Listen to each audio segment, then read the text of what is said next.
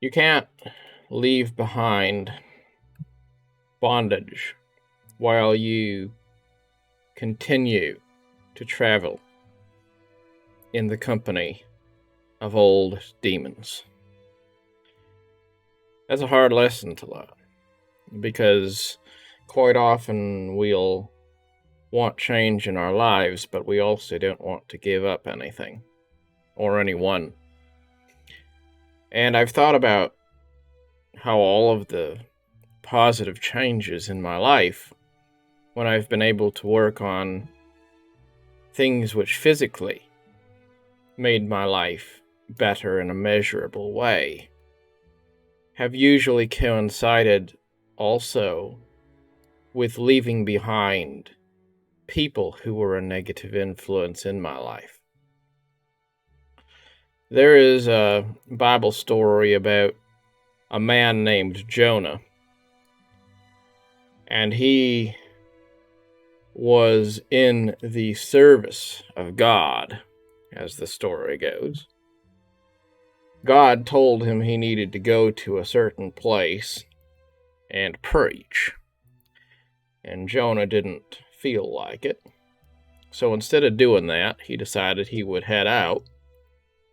So he got on a boat.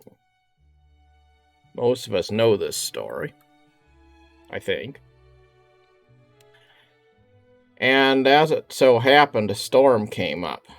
And that was a storm of divine nature, because God didn't like Jonah trying to run away from his duty. So that storm came up, and eventually Jonah got thrown overboard, and he got swallowed up by a whale. And he stayed inside that whale, not being digested, but just having the opportunity to digest his own thoughts in there inside the belly of the whale. He stayed there inside that whale until he gave thanks to God, despite the fact that he was inside the belly of the whale, for the blessings in his life. And when he did that, when he manifested true repentance, then the whale deposited him back again on dry land, and he was able to continue his journey to the place where he was meant to be.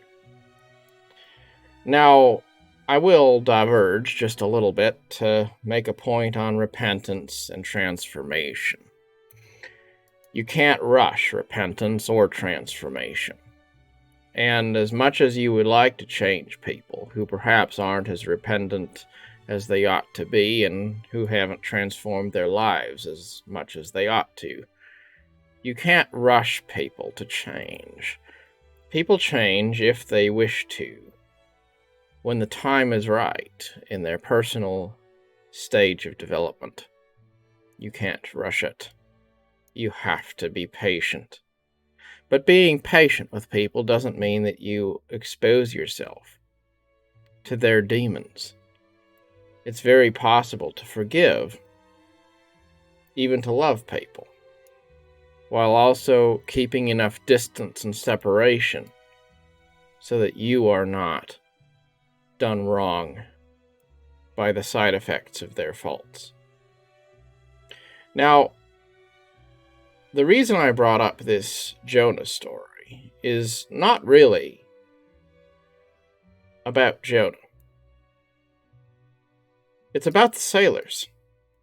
Because the sailors were just minding their own business. They were trying to sail a boat. That's all they were doing.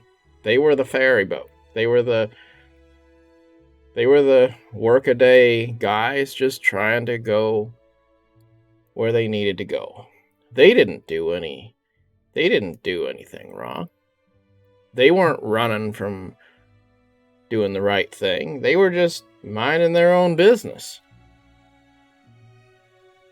And yet, the more effort they put into trying to steer their ship right, the more the storm just got worse and worse. until they threw out that guy who was running from God. And that's how it is in our lives. Sometimes we want to be there for people. We don't want to give up anything. We don't want to lose anyone. And yet the truth is, when we have people in our lives that aren't doing the right thing, it makes it harder and harder for us to do the right thing. And usually when we break through and we wind up going to a place that's better than where we used to be, we'll find that we lost people along the way. People stopped following. People left our journey. And as sad, perhaps, as that is, it's also necessary. Because you can't mix faith and despair. You can't combine righteousness and evil. So, you let people go, and you give them time to grow, and space to evolve as they are meant to, if they are meant to. You forgive them for the faults and the wrongs which they have done, and you protect yourself from exposure to those faults in the future. You work on yourself, and you understand that quite often your path might wind up being alone. And also understand that it is human nature to hate being alone. And yet, that's often when we achieve the greatest things of our life. You know, it was J.K. Rowling who went through a divorce, and she was single in middle age, sitting there with this idea for what would become Harry Potter. And in that moment of her life, she probably had plenty of reasons to believe that maybe things weren't going her way. And yet, we might not have that amazing franchise which has inspired and transformed so many people's lives today if she hadn't had some setbacks in her own life that made her stop and pause, divest herself of some things, and then make room for some things which were new. Always look at life as a fresh blessing, even the things that aren't necessarily going your way. Even if your life isn't going well, sometimes one thing has to die so that something else can be born. And that's something that's hard for us to understand, especially when it pertains to loss in our own lives.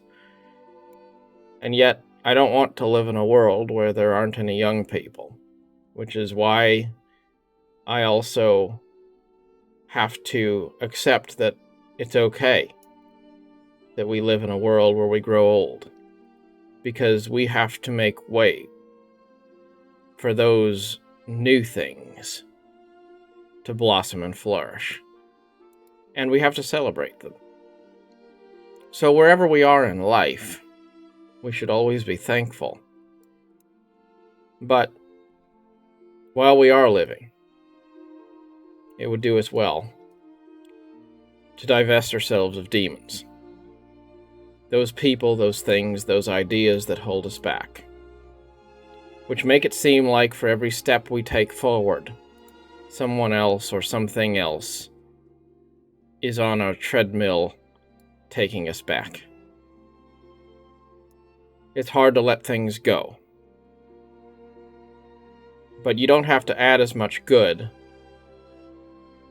if you just eliminate the things which aren't. Thank you for watching.